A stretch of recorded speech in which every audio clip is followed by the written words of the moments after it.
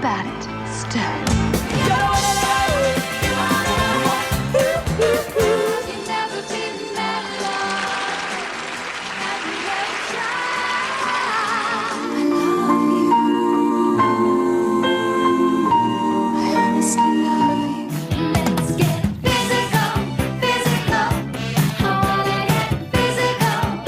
Just a little loving will go a long way. I can never be that love, hopelessly devoted to you. Suddenly, the wheels are in motion, and I have to believe we are magic. I'm thinking standing up. I'm happy, I'm lucky, I'm grateful. I have much to live for, and I intend to keep on doing it. Hey friend, welcome to my channel, karinealourde, where we talk about everything, and I'm karinealourde. Please be sure to like, subscribe. Please be sure to turn on your notification bell so you can always know when I post a new upload.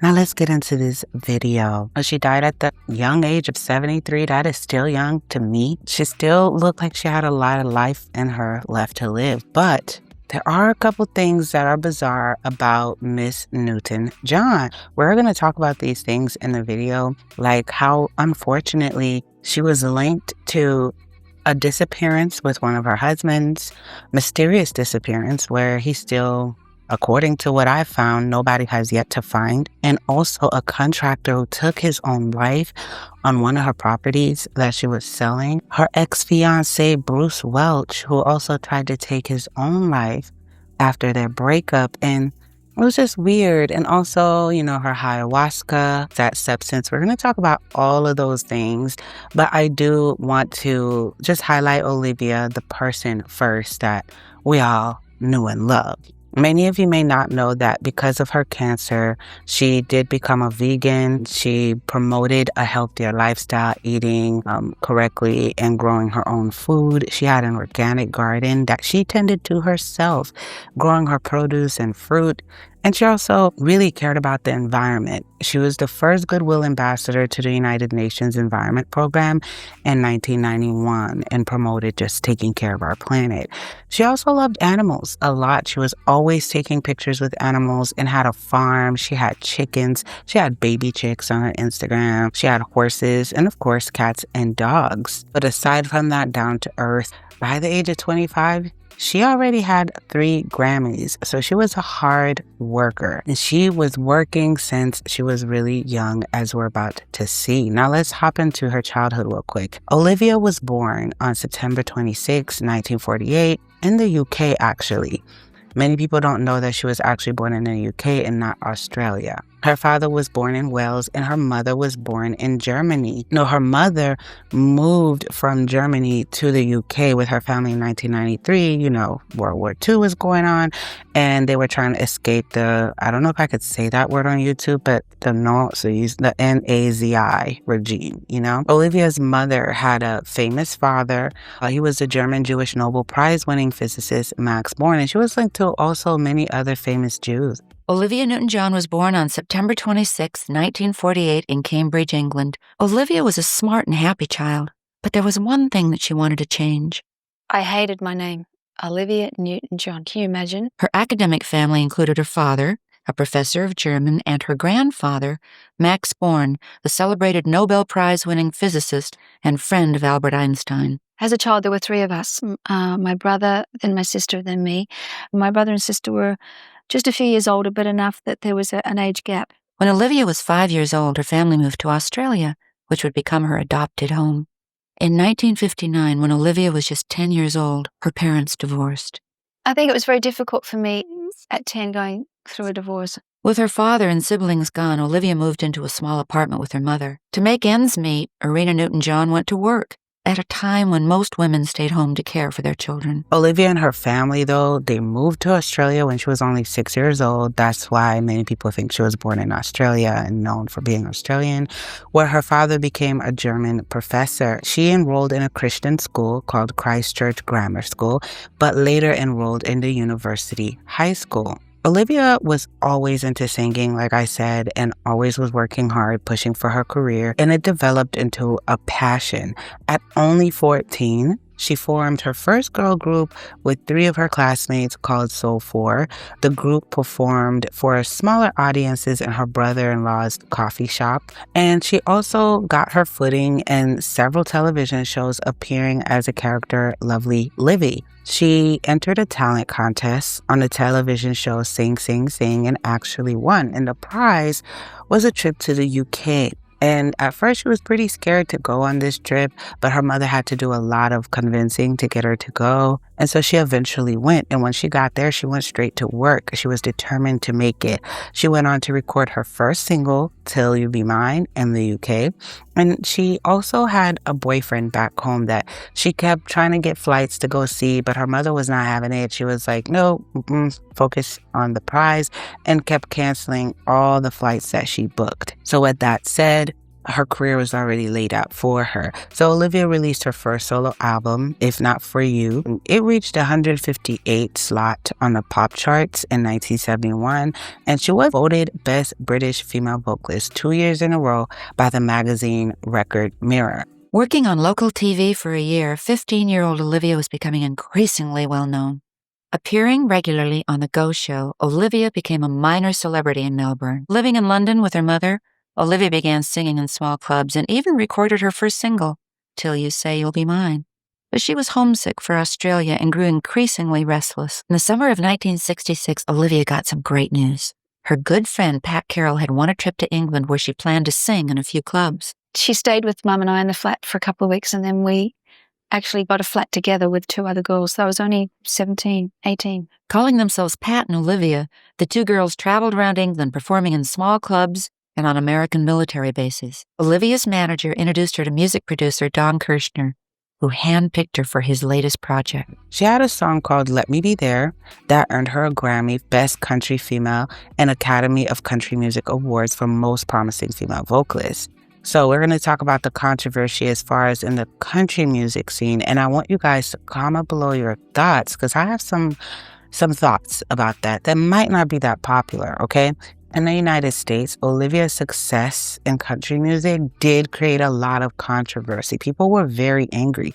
They didn't like how she was a non-American, that's first, a foreigner, from Britain, and she was thriving by what they called her appropriating country music while winning awards over native Nashville artists. Especially during those days, to be a country singer, you basically had to be from Nashville, Tennessee, live the authentic country life. Now, not so much, but back then, the word they called them were purist. They really believed in keeping country music pure. They argued that country should remain purely for those who actually live the country lifestyle and are natives. Released in 1971, Olivia's first solo album included a cover of Bob Dylan's If Not For You, which became a minor hit. In 1973, Let Me Be There became Olivia's first top 10 hit in America. Even more surprising, the song hit #1 on the U.S. country charts, introducing Olivia's music to a whole new set of fans. I Honestly Love You was an instant success, becoming her first #1 hit and cementing her career in America. Olivia Newton John. What? The country-flavored sound of I Honestly Love You also caused a stir when Olivia was named Female Vocalist of the Year by the Country Music Association. Outraged that the award was given to an Australian pop singer, many CMA members quit in protest. Unfazed by the uproar, Olivia plunged headfirst into country music. By performing at rodeos and county fairs and recording her first American album in Nashville, she was eventually accepted by country purists. I was opening up country to people that had never listened to it before, because people who are listening to pop weren't necessarily listening to country, and mine was kind of pop country, which is pretty much where a lot of country is now. When Olivia's next single, Have You Never Been Mellow, topped both the pop and country charts in 1975, Olivia refused to be categorized, and her music was universal. At the 1975 Grammy Awards, I Honestly Love You was chosen as 1974's Record of the Year, and Olivia was honored as the best female pop performer. And I want to know if you guys agree. Are there certain genres of music that should not be touched by outsiders? And it's funny to me, here's my unpopular opinion, whether you like it or not. Country music, rock and roll, basically all sorts of genres of music in America were founded by Black people. And For a very long time, Black people, me and my sister was heavily into country music. We used to watch CMT, and that's not very popular coming from the hood, okay? We used to watch CMT all the time, watch the music videos, sing along to the songs. And my favorite country music singer was always Shania Twain. But she was always my favorite. I love me some Shania. I love Dolly Parton also. In my young age, just singing Jolene. But I did notice, it was obvious that there was a lack of representation in country music when there were Black cowboys, there were Black country singers that just was not getting their footing because purists believe it wasn't for them, even though they started, kind of like what happened with rock and roll and Elvis Presley, and I'm not going to get into all of that. But it's funny how they kept it from her, like they were gatekeeping it from Olivia Newton-John, as well as others who were like at first Canadians, because Shania Twain is Canadian. They were trying to keep just outsiders, period, from joining for a very, very long time. And I found it interesting. I do believe that music is art, you know, and your sound will resonate with whatever. Like for me, I love Bengali music also. I love Mexican music also. So it's like, do you guys think it would be culturally appropriating if I just decided, bust out, I'm going to come make Bengali music or something like that? Or I'm just going to start doing Tarano music? Would that be appropriation if I'm not from that culture? I could understand an Indian person come and make Tejano music, which is a style of Mexican music. I can see why Mexicans would be upset if that person started winning awards. So I can see both sides. But then again, I feel like the only people that can really gatekeep their sound, their music, are people who actually started that sound in music. And if you didn't really start that sound in music, if you're not the originators of country music, why are you gatekeeping it and you're not even allowing the originators to thrive in that field or have a footing? Now there's more Black country music singers, but before it was not a case. So comment your thoughts below on that. I just wanted to give that tidbit because they did come for her, but fortunately, okay, she did have some backup, all right?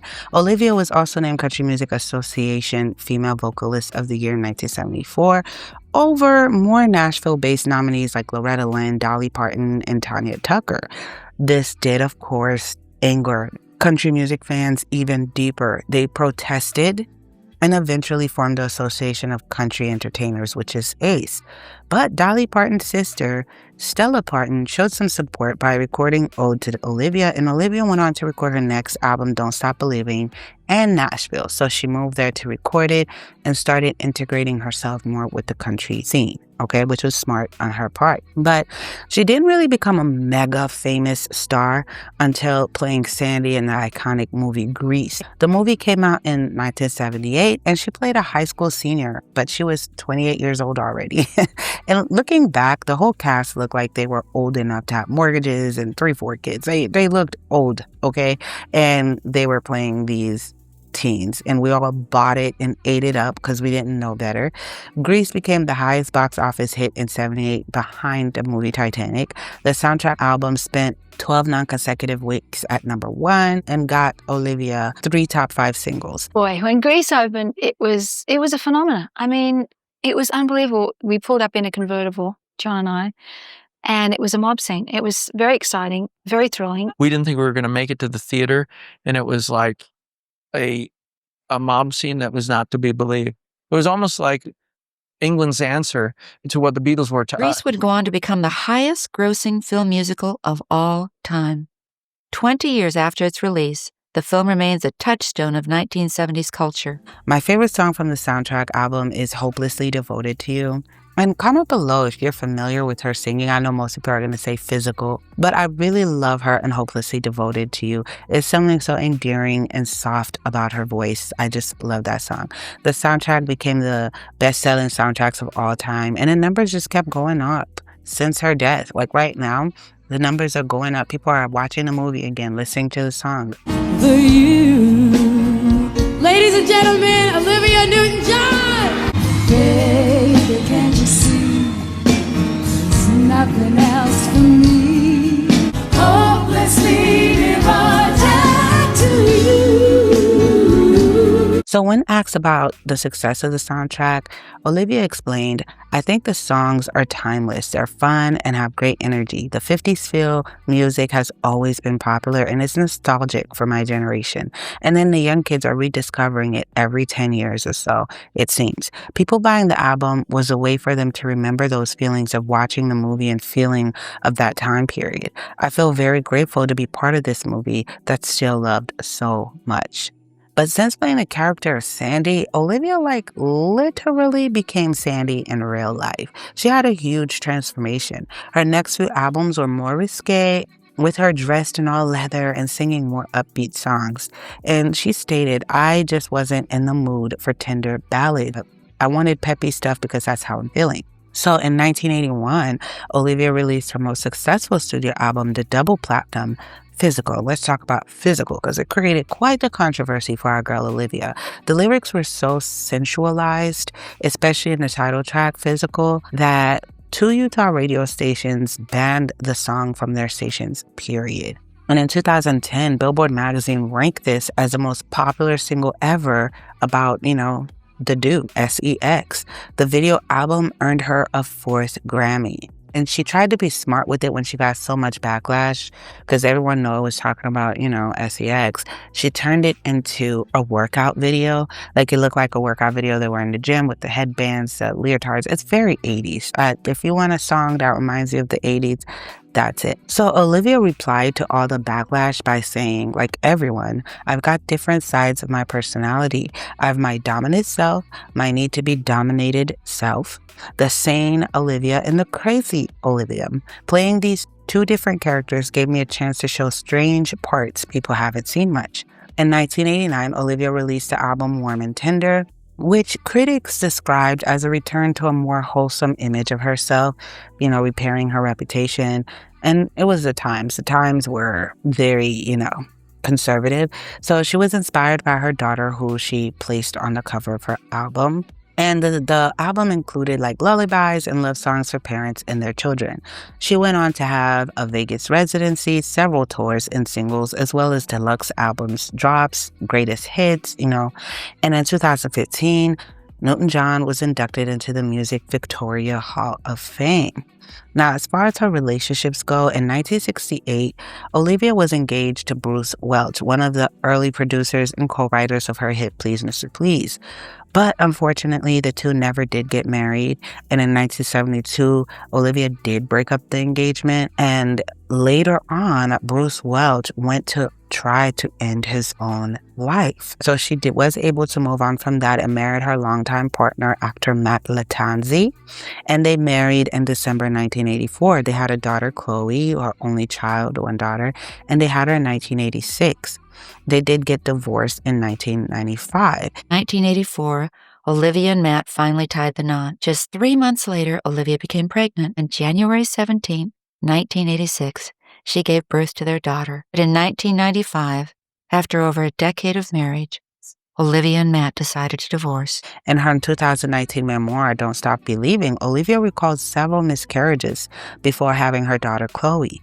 And she said, "Each time my heart was broken," she wrote. Olivia met cameraman Patrick McDermott in 1996. So a year after she divorced Matt Lattanzi, they dated for 9 years on and off, and Olivia eventually did break it off. Sadly, though, Patrick mysteriously disappeared in 2005 after a fishing trip off the California coast. Olivia was in Australia when this was happening, so she was never a suspect. But a U.S. Coast Guard investigation that was released in 2008 suggested Patrick was just lost at sea. And there was a friend of Patrick's that told investigators that he had appeared sad after his breakup with Olivia. According to what I found, they were never able to find him, so he's just still lost at sea, never knowing really what happened to him. The British-Australian singer and actress, Olivia Newton-John, led a very successful Hollywood career that, for the most part, was unimpeded by dramas and scandals. However, in 2005, her on and off again boyfriend, Patrick McDermott, vanished without a trace while at sea.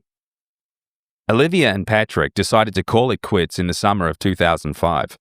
Olivia was on a promotional tour in Australia in mid-June when Patrick signed up for an overnight fishing trip that was scheduled to depart from San Pedro, California on the 30th.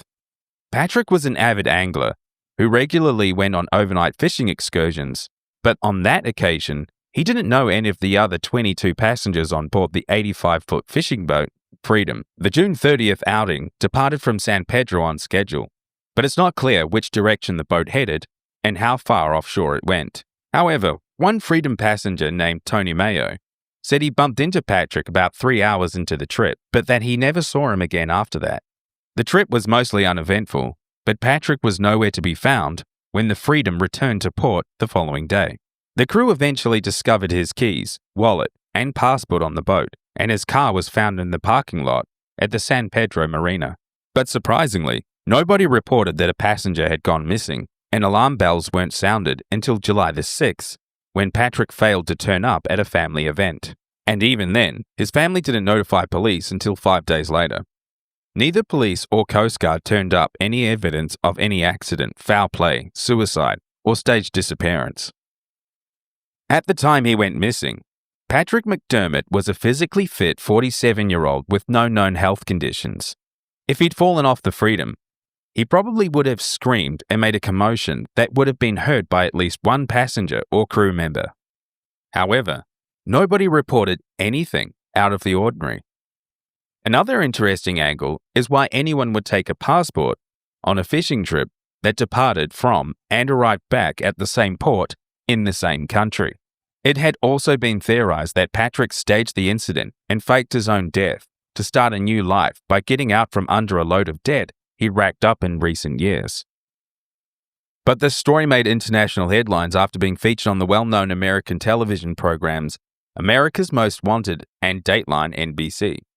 During its 2009 investigation, Dateline hired a private investigator, Philip Klein, to get at the bottom of the matter once and for all. Klein and his team of investigators believed Patrick was still alive, and they created the website findpatrickmcdermott.com to prove it. Once the site was up and running, they logged the IP address and physical location of each visitor. What they found was a disproportionately high level of traffic coming from various locations up and down Mexico's west coast. The investigators concluded that Patrick was probably alive and well and living on a boat, but that he didn't stay in any one place for too long. But later, Philip Klein revealed that he received a fax from a town near Acapulco that was purportedly sent by a representative of Patrick McDermott. Klein was originally suspicious of the fax's authenticity, but after speaking with the man on the phone, he decided that he was credible. Additional tips and sightings poured in from Mexico, Central America, and South America. But Olivia was able to bounce back from that and married John Esterling, which is her last husband. They married in an Incan spiritual ceremony in Peru. A legal ceremony was later held on Jupiter Island, Florida.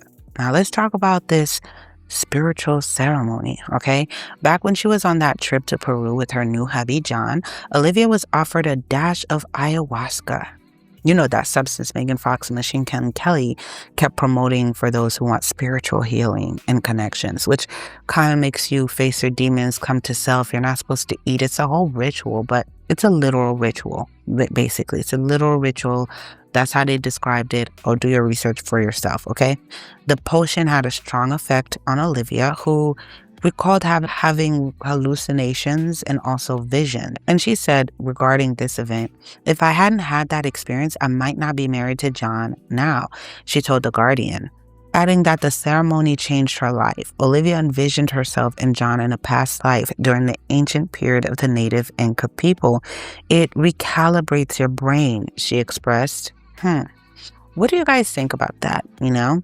And that's what Megan Fox also said, and a lot of the new celebrities now are doing this, but this has been around for quite some time, and people claim it resets your brain, gives you past visions, all of this stuff that we don't mess with, that they have similar plants and herbs and stuff like that in Haiti also that does those. But of course, we know that those things open up your body, yourself, to spiritual world that you have to lead with caution. And so I know it's cool. We used to have the Clintons and lots of people just come to Haiti. especially where I'm from, Lagonav, Haiti, where that stuff is really, really heavy. And they'd have a lot of like political leaders, famous people that would come to those remote parts of Haiti. Lagonav is a little island detached from Haiti where it's just a lot of wildlife, mostly, just wildlife, and it's not city, it's very country, and they'll do rituals in the woods and stuff like that, these dignitaries, and they'd mess with that stuff and open it to themselves because it's cool. They want to see a ritual face to face and stuff like that. But hey, like they say in Haiti, even these people know it. They say it all the time. The devil always comes to collect, so you don't mess with stuff like that or open yourself to those kind of things and not expect some form of, just from that. But I want you guys to comment below what you guys think about that. When it comes to her religion, Olivia Newton-John was raised in a Christian family, but later became involved in spiritual practices outside of traditional organized religion. She explored various spiritual and mystical paths, which influenced her later life and views. She's multi-religious or meta-religious. She has expressed an interest in aspects of Hinduism and Buddhism, but seems to claim neither as a whole. In an interview with Catholic News, she said, and I quote, "I believe that all human beings are connected like pearls on a chain. We have in common the search for peace, love, and compassion. It is my hope that we can accept and respect each other's religious traditions, no matter what our personal beliefs. This is my intention, to make music that helps to heal the earth and connect us to each other. Nature is my church," she has stated, which belies a hint of pantheism. She also believes in Gaia and even made an album dedicated to her. And who Gaia is, for those who don't know, is like Mother Earth. Meet Gaia, the mother of all things beautiful from Greek mythology. She is seen as the personification of the earth, bringing forth life and sustaining it. She is one of the first beings to emerge from chaos, the dawn of creation itself. As soon as she emerged, she took possession of Mount Olympus and began overseeing the world. After spending many years as the only creature, she became so lonely that she created Uranus and gave him control over the sky and the heaven. She then created both Pontus to oversee the ocean and Uria to take over the mountains. All gods and goddesses descended from her through her union with Uranus and Pontus, yes, her own sons. The problem with Uranus, though, was that he hated his children so much he pushed them back into Gaia's womb just as they were born. Heartbroken, Gaia devised a plan to castrate him by way of revenge. Only Cronus, the youngest son of Uranus, agreed to perform this act on him. Carrying a sickle, he waited for his time to strike, which was just as Uranus was going to make love with Gaia again. As the genitals ended up in the sea, the blood fell on Gaia and she gave birth to even more children. Meanwhile, Aphrodite, the goddess of beauty, emerged from the sea foam. Yep, welcome to Greek mythology. Gaia is the ancient Greek goddess of the earth, and one of the primordial deities of ancient Greek religion and mythology. Her name means earth or land, and she is often depicted as a motherly figure, representing the fertile, nurturing aspect of the earth. In ancient Greek mythology, Gaia was the mother of all living things, including the Titans and the Olympian gods.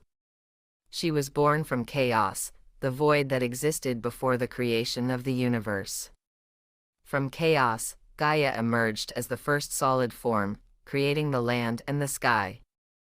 Gaia is often seen as a symbol of the interconnectedness of all living things and the balance between the natural world and humanity. She is the embodiment of the earth and all its natural resources, and she is often associated with the cycles of birth, death, and rebirth.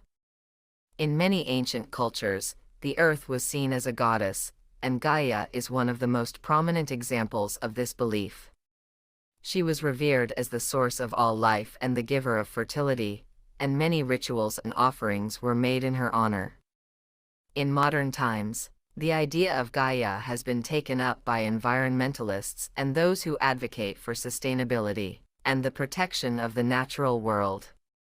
The Gaia hypothesis, proposed by scientist James Lovelock, posits that the Earth's biosphere functions as a single organism, and that the health of the planet is dependent on the balance and harmony of all its parts.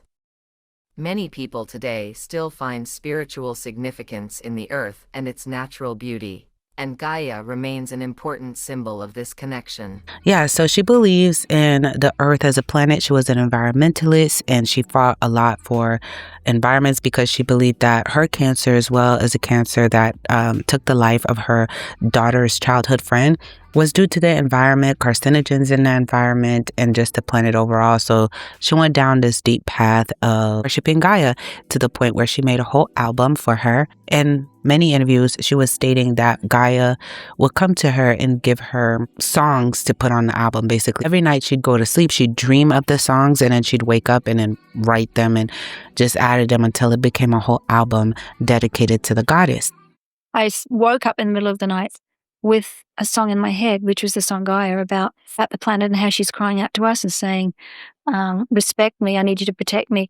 Gaia, one woman's journey, was an ethereal celebration of life and of the environment. The planet will go on, but we'll be gone because she always regenerates and comes back. After that, I kept waking up in the night with different songs in my head until I'd written an album. She also made her New Age beliefs more clear. Olivia also shared her thoughts on death and faith, saying she believed there was something out there after you die.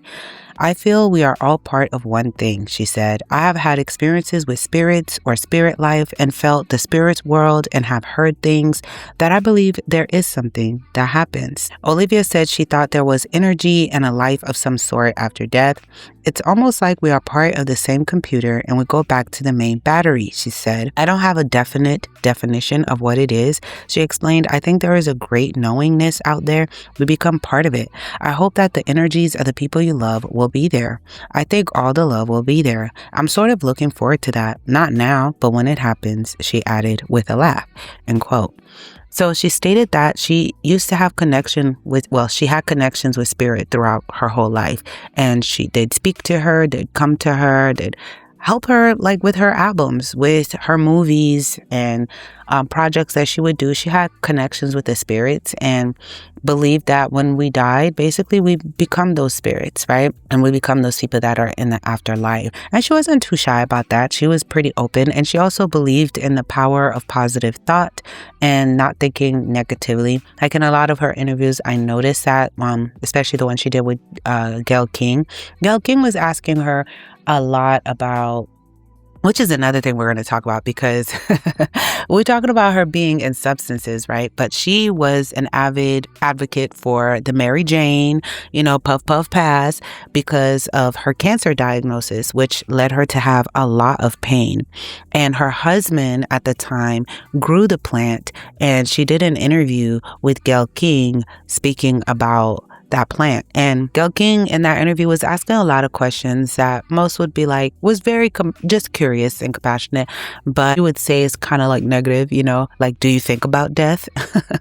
Like, bringing up the topic of death. And she kept saying, no, I don't think about it. Like, she don't try to think about negative things. She think about positive things because she believed in the power of the thought, not just to heal her, but also like you are what you speak out. That was her thoughts. But she definitely was indulging. Like her husband grew the plant specifically for her and their property legally, of course. And she would use that to numb her pain from, all of the chemo, etc. that she was going through. Just as the marijuana buds growing in cups nearby ease something else. How bad was the pain? Really bad. Yeah, crying kind of pain. Oh, you were first diagnosed in 1992, which was not a good day for you because you get that diagnosis on the same day as the death of your father. Yes. Following chemotherapy, she was declared cancer-free until she learned it spread to her back. Is death something that you think about? Try not to, but I was wondering, yeah. You have to think about it. I try not to think about it too much, but I try to meditate and be peaceful about it and know that everyone I love is there. Yeah. So there's something to look forward to. Newton-John spends most of her time at home with her husband, John Easterling. He's an advocate for the healing powers of plants, especially cannabis like the ones he grows specially for her. Now, in terms of her political beliefs, she was active in politics, particularly when it came to gay marriage, saying, with respect to marriage equality, I believe that no one has the right to judge and deny couples who love each other the ability to make a marriage commitment. Love is love. end quote. Let's talk about her influence. Her influence throughout the years, because even I watched Grease several times. Oh, I thought Sandy was just drop dead gorgeous, the character Sandy in there, right? But we all loved her transformation when she came with the black little number and the curly hair and the red lip, right? We all loved that transformation. And she came out with a bang. And this made a lot of young girls, especially in her generation, want to leave the good girl Sandy out and just have their transformation. And we saw the influence even with her, where she stated that after Grease, she became edgier. And that's when she went and did Let's Get Physical and dropped the whole preppy, good girl act. Grease made Olivia an international celebrity, and like her character in the film, she decided to reinvent her image. Olivia abandoned her pure and innocent pop sound in favor of tougher, more rock-oriented material.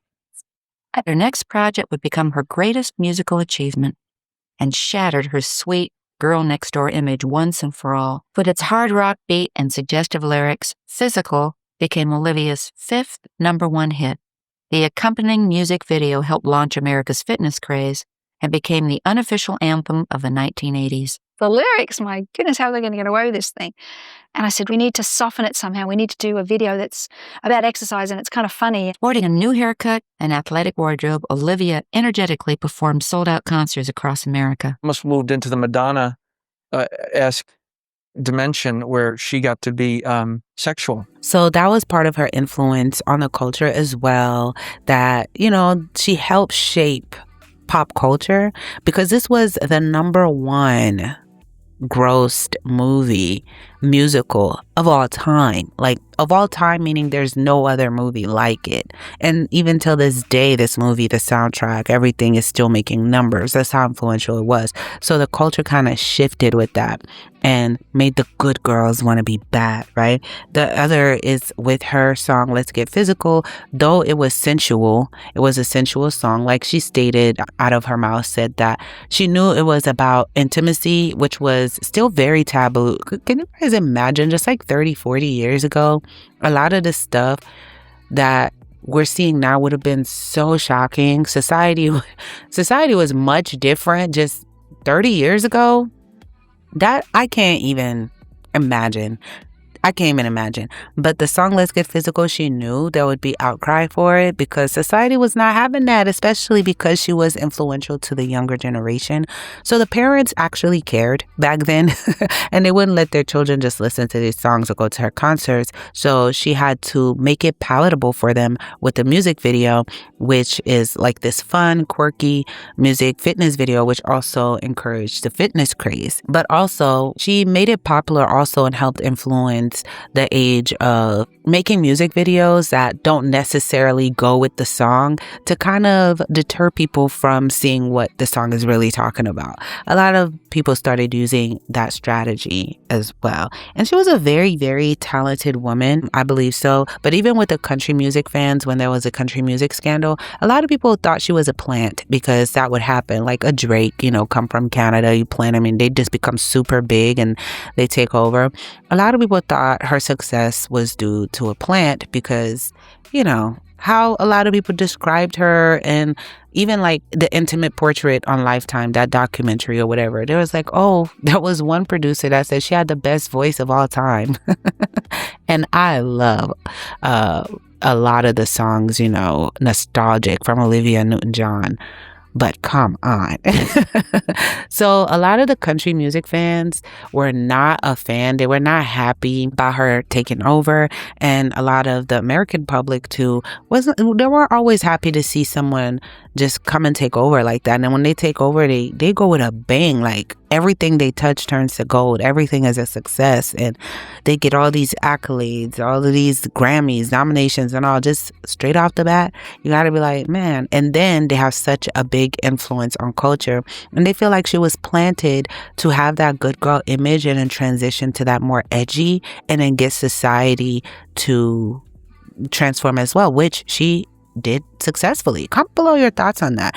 it's interesting, but it's something with Hollywood. They do have certain people to promote certain agendas. And as we're going to do more 1940s, 1950s glamour stars coming up on this channel, you will see how they use them to shape the culture. And over time, you see it started way back then, since black and white films, right? Since silent films, even, they started to shape society and take more and more risk with each new film, each new art, to allow society to be a lot more open to what they were already doing. They just wanted the public to be receptive of what they were already doing behind the scenes. Comment below your thoughts on that. In June 2009, Olivia and her husband bought a $4.1 million home in Jupiter, Florida, but tragedy struck again in 2013. So there was this contractor named Christopher Parasiletti, and forgive me if I'm mispronouncing his last name, and he ended up taking his own life on the premises of that house. At the time, though, the house was up for sale. But how strange is that, you know?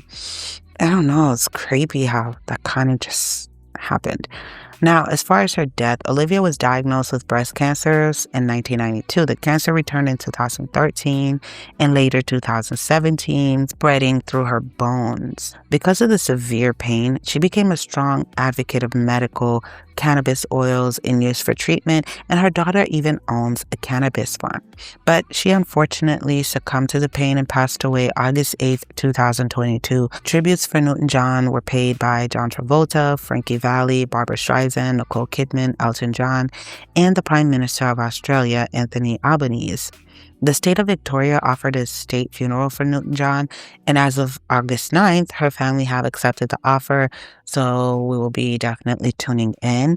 But I do hope she rests in peace, and I'm praying for her family, friends, and everyone who loved her. I mean, she was working hard since she was very young and really made a way for herself and pushed for herself despite the backlash. But these are the things that you might not have known about Sandy. Comment below what was most shocking. What are you learning now?